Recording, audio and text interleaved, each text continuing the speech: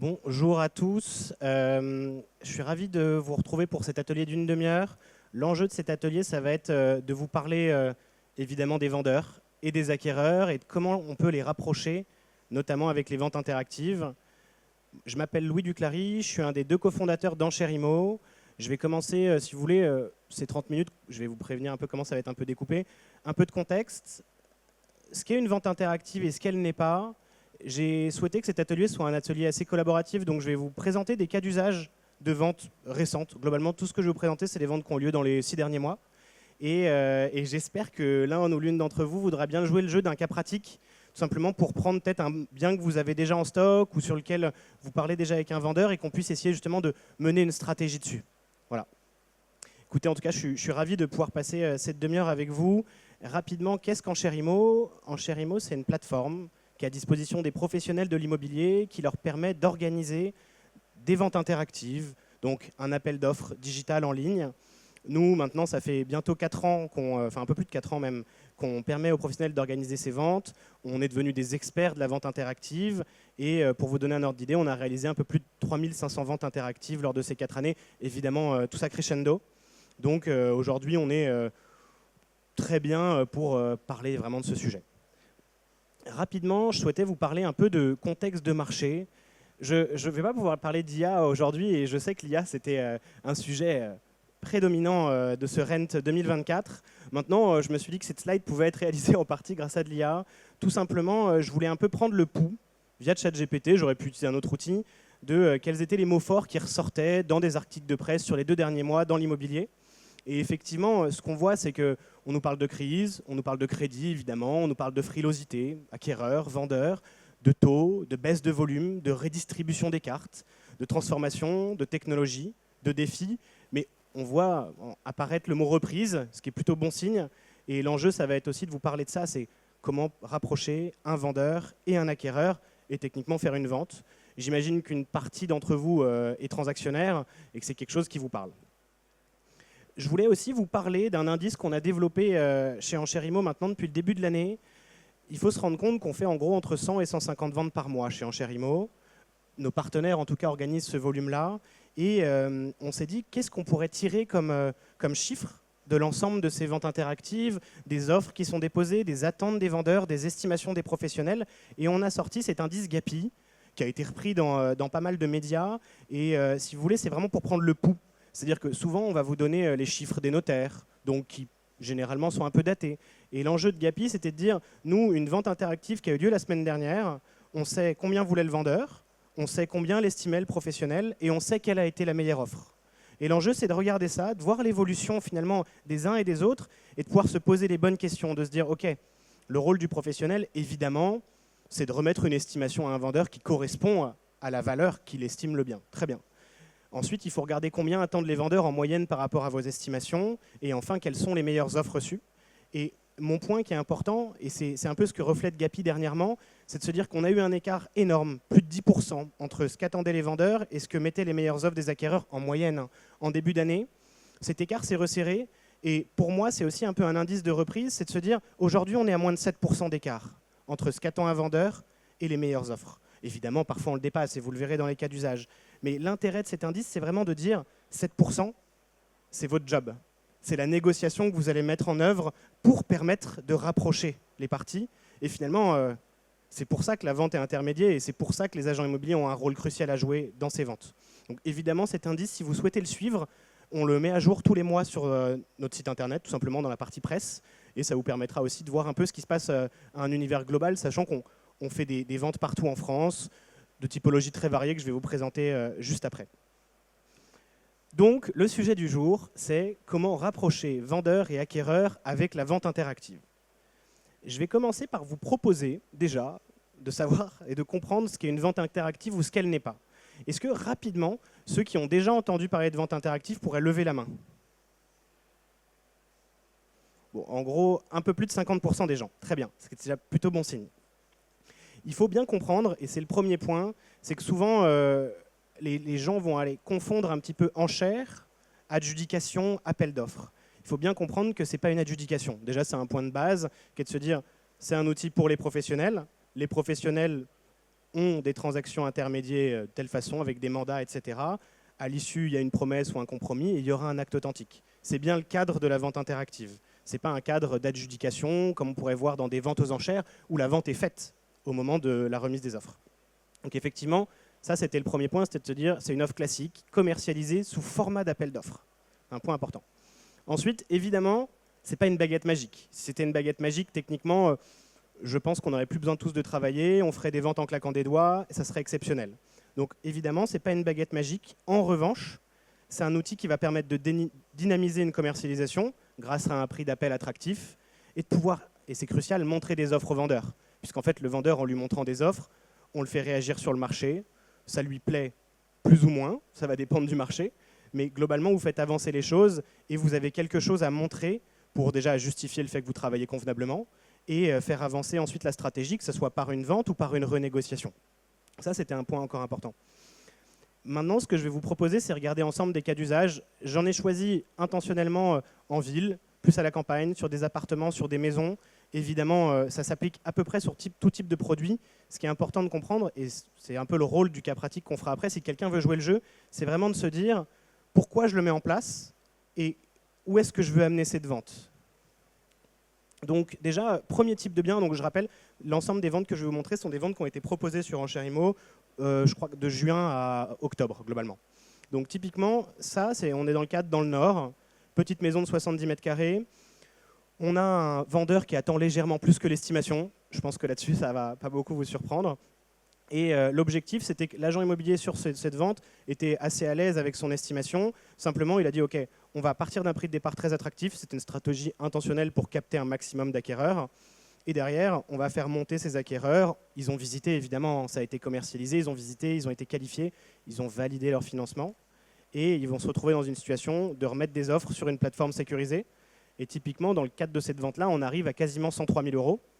On pourrait se dire que c'est canon. Techniquement, ça l'est. Ça a fait gagner 8 000 € au vendeur par rapport à ce qu'il attendait au démarrage. C'est typiquement un cas précis d'un bien qui est ni pépite ni grillé, mais sur lequel on va aller capter le marché précisément à un instant T.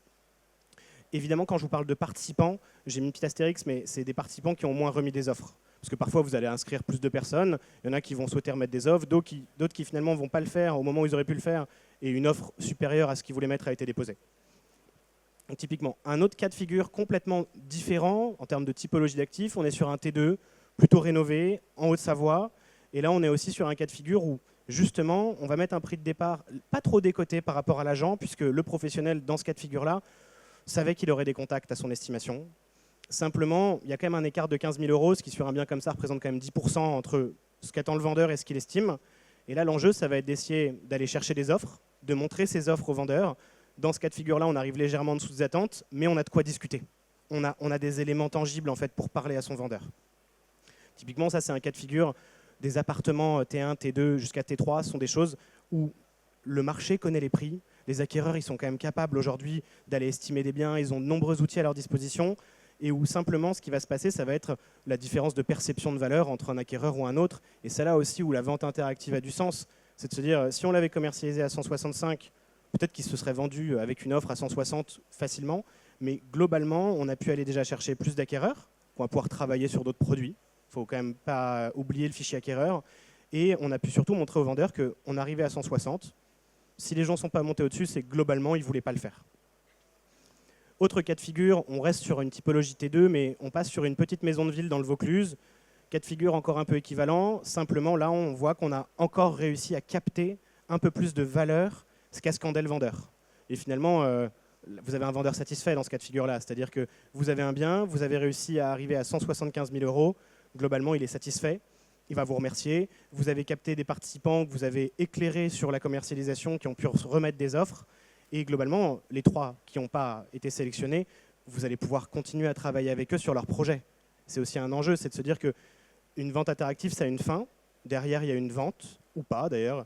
Mais les personnes que vous avez pu capter, surtout, il faut continuer à travailler avec elles.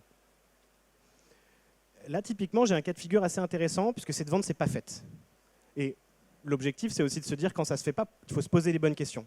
On est sur un cas de figure de biens où l'agent l'estime de 130 000, le vendeur est, on peut dire clairement sur la lune, parce que 50 000 € sur ces budgets-là, c'est monstrueux. Et le bien est tanké, ça fait plusieurs mois qu'il est commercialisé, il ne se passe plus rien.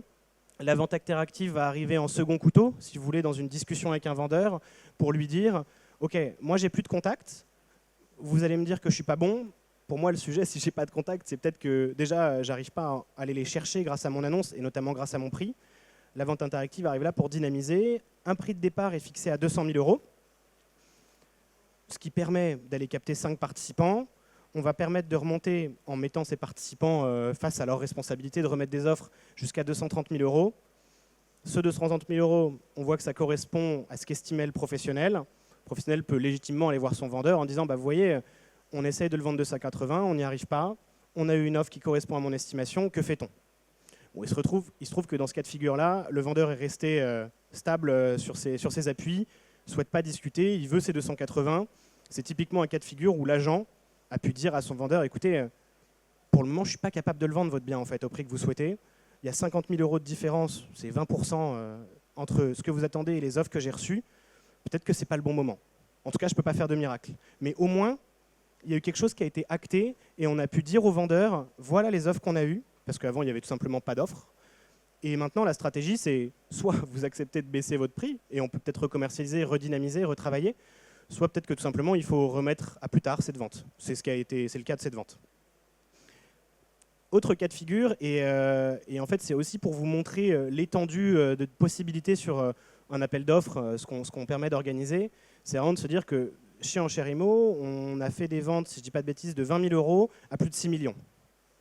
Et donc, il n'y a pas de sujet de sur mon secteur, les gens ne vont pas prendre, les gens du luxe qui diraient ça ne marche pas dans le luxe, les gens qui font des petits appartements vont dire ça ne marche pas. Non, le sujet, il est vraiment de se dire que pour capter du monde, il faut un appât. L'appât, c'est le prix de départ et c'est ce qui permet de redynamiser. Là, on est sur un cas de figure de bien où on voit que l'agent l'estime 1 250 000, le vendeur en veut 1 460 000. C'est en pourcentage peut-être moins que ce que je vous ai montré tout à l'heure, mais c'est quand même 200 000 €. La vente interactive, dans ce cas de figure-là, et le prix de départ est positionné aux attentes du vendeur, parce que les attentes de l'agent, l'estimation, parce que l'agent sait qu'à ce prix-là, il aura du monde. On est typiquement sur un bien un peu atypique, où le coup de cœur joue, très franchement. Et on a 4 participants, on finit à 1 390 000, soit 70 000 € en dessous des attentes du vendeur. Ça, c'est une vente qui fonctionne. Le vendeur réalise, il comprend que l'agent, ce n'est pas juste permis de prendre son bien à 1 250 000 € et de le vendre. Il a essayé de capter un maximum de valeur pour lui. Et typiquement, c'est un cas de figure où il y a une rencontre entre un vendeur et un acquéreur. C'est une vente qui fonctionne. Donc, voilà une typologie de bien encore un peu différente. Autre type de bien, on est sur un appartement un peu plus grand, un peu plus de 100 mètres carrés, en grande région parisienne, disons en Île-de-France. Et typiquement, là, on est sur un cas de figure, encore une fois, ce bien, il était à la commercialisation depuis un peu plus longtemps. D'où le fait qu'il y a une décote de 36 000 € qui permet vraiment d'aller chercher du public. Et simplement, pour comprendre comment va fonctionner une décote, on ne pourrait pas dire oui, ok, on prend mon estimation, on enlève 20% et on a la clé de voûte, c'est génial, ça fonctionne comme ça. Non, la théorie, effectivement, ça va être de se dire en fonction de l'état de commercialisation du bien, on va faire une décote par rapport à son estimation. Mais surtout, en fait, la réaction qu'il faut avoir, en tout cas qu'on conseille à nos partenaires d'avoir, c'est vraiment de se dire, ok, comment je vais chercher un acquéreur? Est-ce que l'acquéreur, vous pensez qu'il est prêt à remettre une offre sur un prix de départ qui est déjà le niveau d'offre qu'il est prêt à faire? Non. Il va passer son chemin, il va chercher un autre produit parce qu'il aura le sentiment que de toute façon, ça montera au-dessus de ce qu'il peut faire. Donc, il faut lui donner envie de se positionner avec une décote suffisamment attractive. Ça, c'est le premier point. Et effectivement, une bonne façon d'aller visualiser le prix de première offre possible que vous allez pouvoir mettre sur un bien, c'est aussi tout simplement d'aller comparer le bien à ce qui se fait en fait. Quels sont ses comparables sur le marché? Quelles sont les annonces que vous voyez sur les plateformes de diffusion de biens à peu près équivalents? Et ce qu'on voit bien souvent quand un bien ne se vend pas, et je pense que vous en avez tous fait le constat en regardant vos stocks et les produits qui restent, c'est qu'en fait souvent ils sont perdus, soit dans le ventre mou de tous les biens qui sont équivalents au même prix, soit pire des cas, ils sont plus chers que tous les autres au même prix, enfin tous les autres équivalents.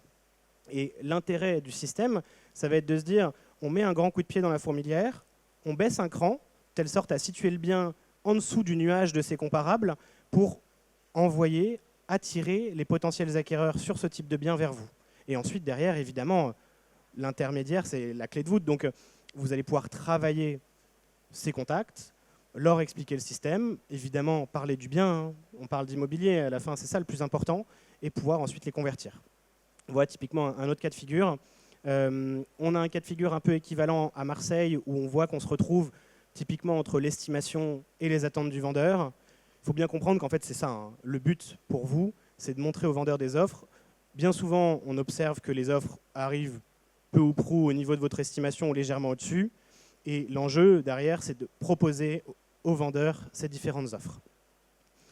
Encore un cas de figure, alors on n'est plus à Marseille maintenant, on passe à Béziers sur une petite maison de ville. Sur celle-ci, je n'avais pas la photo malheureusement, mais typiquement on est sur un cas d'usage où l'estimation est à 110 000 €. Il n'y a pas d'estimation qui est bulletproof, hein. Techniquement, vous n'avez pas de carapace. On s'aperçoit grâce à la vente interactive qu'en fait on peut s'approcher vraiment très proche des attentes du vendeur alors même qu'on estimait le bien moins. Et tant mieux, ça veut aussi dire que vous proposez une solution qui permet d'optimiser le prix. Voilà encore un cas de figure, on voit qu'il y a 5 participants, ce qui est généralement aussi plutôt une bonne vente. Maintenant, ce que je vous propose, et j'espère que quelqu'un va bien vouloir jouer le jeu, ça serait effectivement peut-être de faire un échange tout simplement et de voir comment une vente interactive se met en place, me parler peut-être d'un produit que vous avez en stock, ou vous discutez avec un vendeur mais vous savez qu'il y a un enjeu sur le prix. Généralement, il y en a pas mal en ce moment, et de pouvoir justement aller se poser les bonnes questions et arriver à définir une stratégie. Est-ce que quelqu'un souhaiterait jouer le jeu? Sinon, je détermine comme ça au hasard. Oui. Ah, en gros, l'idée, c'est tout simplement quelqu'un aurait un bien en stock qui aujourd'hui ne se vend pas, où il y a un enjeu évidemment de prix.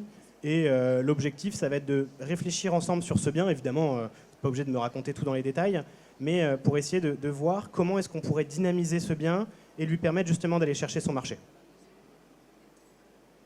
Oui.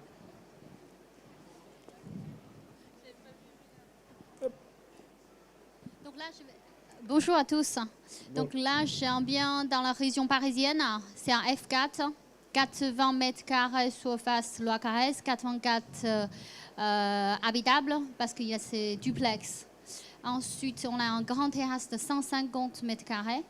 Le propriétaire veut vendre l'appartement le prix de maison, puisque son projet derrière, c'est changer maison. Il voulait équivalent à peu près le même prix. Du coup, ça fait presque 2 ans en vente, mais pas tous les 2 ans. C'est-à-dire, voilà, un an, ça arrête exactement. Il y a plusieurs agences, etc., etc. Moi, j'ai déjà amené 2 belles offres. Il n'est même pas rendu compte de comment c'était belles les 2 offres, mais c'était refus. Du coup, aujourd'hui, comment je lâche rien, voilà. Le bien maintenant, c'est encore renouveau. Me contacter, je vais m'occuper derrière.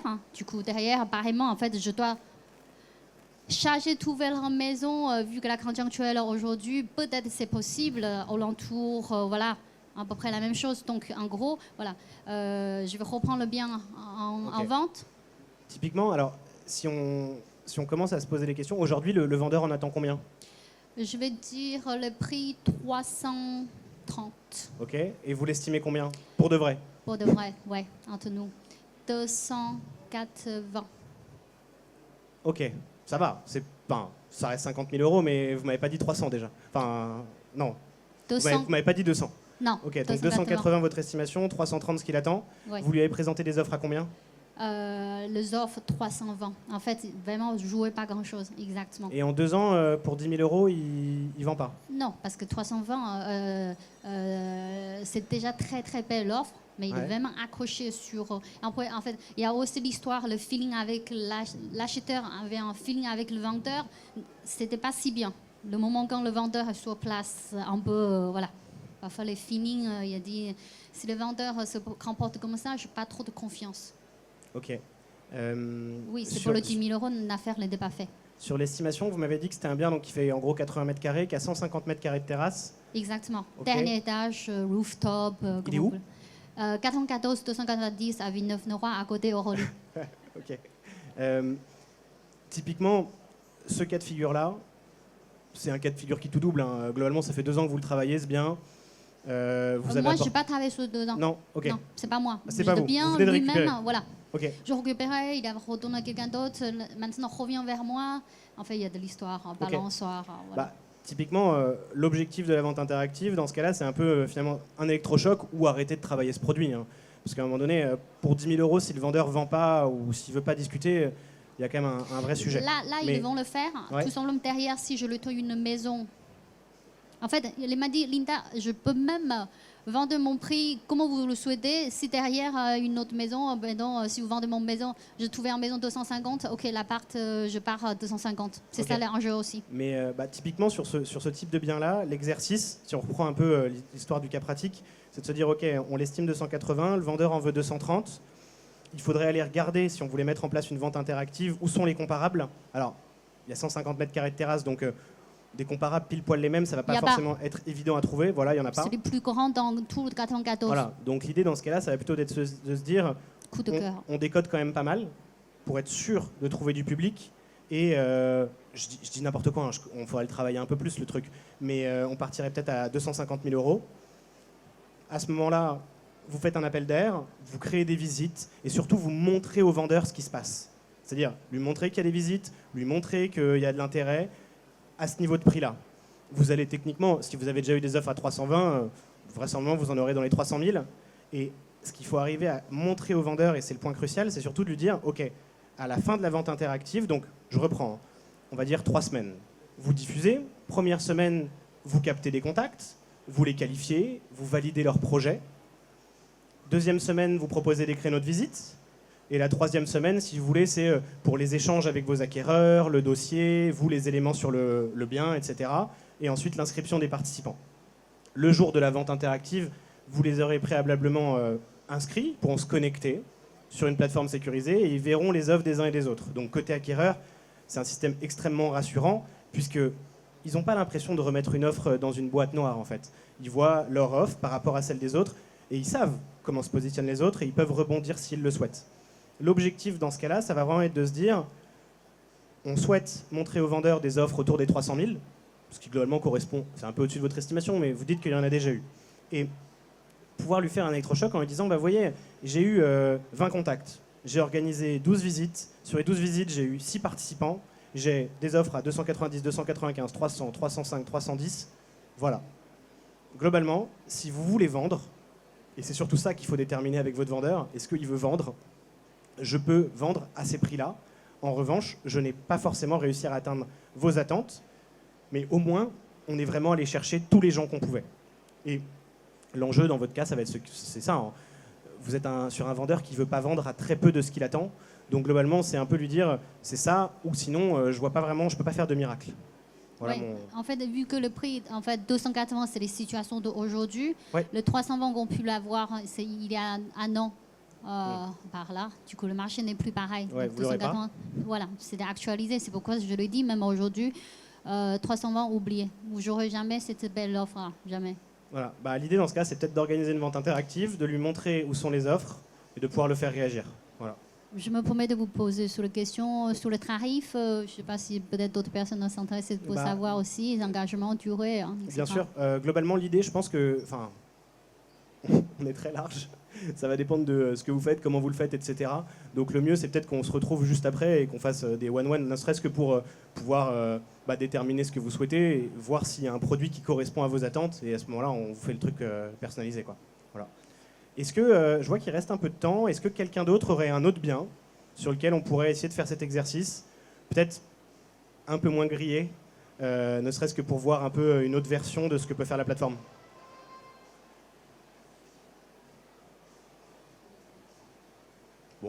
Pas forcément. Dans ce cas, moi, ce que je vous propose, c'est simplement de vous parler d'un produit que je connais bien, puisqu'on a accompagné l'agence très, très dernièrement. Je récupérerai le micro juste après, vous inquiétez pas. Typiquement, on est sur un cas de figure en région parisienne, un studio, dans un immeuble classique.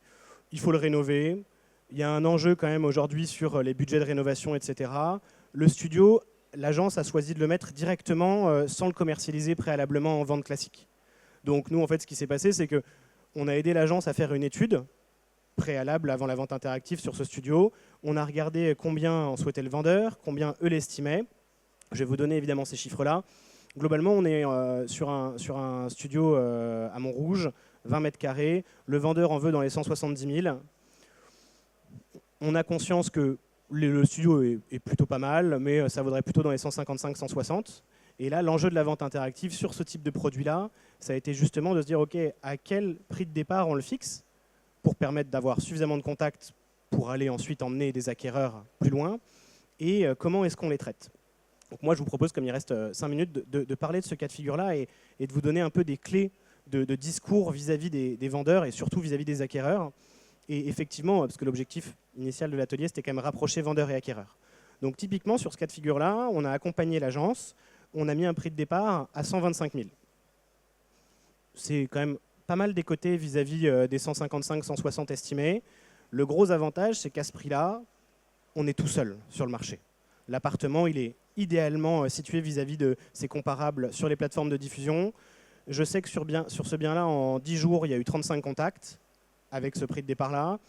J'ai eu l'état de la vente qui a lieu dans les prochains jours avec le professionnel hier. Et globalement, il y a eu une dizaine de visites. Là, il y a 5 participants qui sont inscrits. Évidemment, l'agent a bien fait son boulot. Il connaît le budget de ses différents inscrits. Il sait à peu près, évidemment, il y a toujours une part de mystère. Tout le monde ne va pas se livrer, mais il sait à peu près où ils veulent monter les uns et les autres. Et l'enjeu de l'appel d'offres, dans ce cas de figure-là, ça va être tout simplement, de leur permettre à chacun de s'exprimer, et surtout de les rassurer en leur montrant que s'il y en a un qui veut aller à 160, mais qui rebondit sur une offre à 155, il n'est pas sur la lune. Et ça, c'est un côté qui est extrêmement rassurant pour un acquéreur. C'est en voyant les offres des autres, on se positionne, mais pas sur du vide en fait. Et globalement, c'est une vente où je peux à peu près vous dire qu'on va finir dans l'estimation, parce qu'on a, visiblement, les inscrits ont la possibilité d'aller à ce niveau-là. Et ça permettra de montrer au vendeur que son 170, qui était son cas, on va dire best case, il n'y arrivera pas forcément, mais en revanche, on l'aura rassuré sur l'état du marché lors de cette commercialisation et on lui aura permis d'avoir les meilleures offres possibles dans ce cas de figure-là. Voilà. Donc, globalement, c'était un petit peu le message que je voulais vous faire passer aujourd'hui. C'est, on sait qu'on est dans un marché qui est plutôt un marché d'acquéreurs, et les acquéreurs, ils sont là. Simplement, il faut aller les chercher. Et la bonne façon d'aller les chercher, c'est quand même aussi de dynamiser, de créer de l'émulation et d'aller finalement leur donner envie de remettre des offres. Parce que je pense que vous avez tous fait ce constat. Aujourd'hui, sur un type de secteur donné où il y avait, j'en sais rien, 10 comparables à la vente avant, on a doublé, triplé, parfois un peu plus ce chiffre. Et il faut ressortir du lot. Et l'appel d'offres, ça permet rien qu'en termes de prix, effectivement, d'aller déjà créer une forme d'appel d'air sur un bien. Et derrière, évidemment, il vous reste tout le boulot. C'est pour ça que ce n'est pas une baguette magique. Il va falloir évidemment les qualifier, les faire visiter, valider leur financement. Mais ensuite, la partie finalement où ça vous simplifie la tâche, c'est vous allez leur dire, c'est pas moi qui vais vous dire combien ça vaut. Vous allez pouvoir le voir avec les autres acquéreurs. Et derrière, il y aura peut-être une deuxième discussion avec le vendeur une fois qu'on aura récupéré les offres. Mais déjà, on coupe cette partie-là qui peut être un frein parfois pour un acquéreur. Voilà. Est-ce que vous avez des questions sur un peu ce que j'ai présenté, sur les cas pratiques, sur la vente interactive en général? Écoutez, c'est magnifique, c'était extrêmement clair alors. Écoutez, je vous souhaite une très bonne fin de journée alors au salon. Et évidemment, si vous souhaitez, bon, la vente interactive, je vous l'ai dit, hein, c'était donc tous ces points-là. Si vous souhaitez échanger avec nous, évidemment, n'hésitez pas soit à nous retrouver juste après l'atelier, soit passer nous voir sur le stand G48. Voilà. Je vous souhaite une très bonne journée.